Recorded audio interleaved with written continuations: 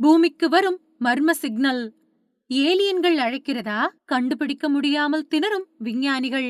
விண்வெளியிலிருந்து ஒவ்வொரு 44 நிமிடங்களுக்கு ஒரு முறை வித்தியாசமான சிக்னல் பூமிக்கு வருகிறது என்று ஆஸ்திரேலிய விஞ்ஞானிகள் கண்டுபிடித்துள்ளனர். ஆனால் இது எங்கிருந்து வருகிறது?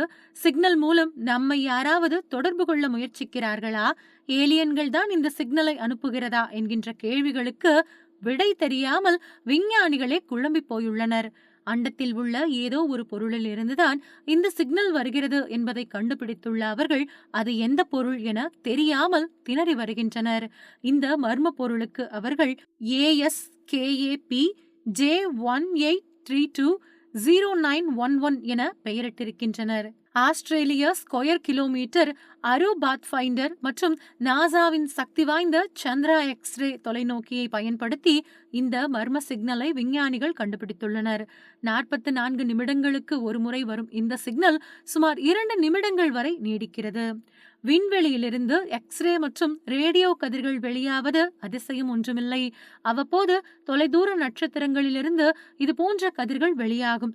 ஆனால் 1 அல்லது 2 வினாடிகள் மட்டுமே இது ரிசீவ் ஆகும். அப்புறம் எப்போது வரும் என்பதை நம்மால் உறுதியாக சொல்ல முடியாது.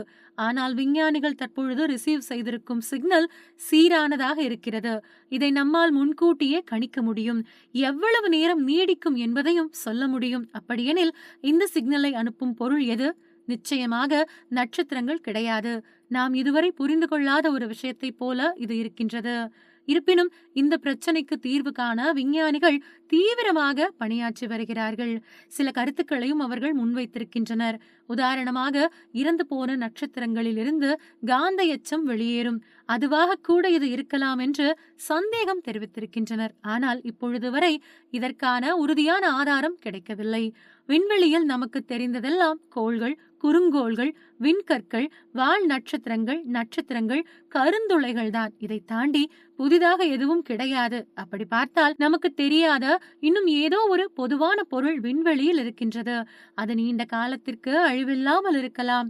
உதாரணத்திற்கு, கருந்துளை அழிய பல கோடி கோடி கோடி ஆண்டுகள் ஆகும்.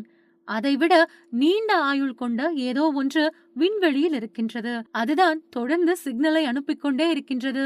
பூமிக்கு சிக்னல் அனுப்புகிறது என்பதை விட அதன் சிக்னல் கடந்து செல்லும் பாதையில் நாம் இருக்கிறோம் என்று சொல்வதுதான் பொருத்தமாக இருக்கும். அப்படியெனில் அது என்ன? இதுதான் மண்டையை பிளக்கும் கேள்வியாக இருக்கின்றது.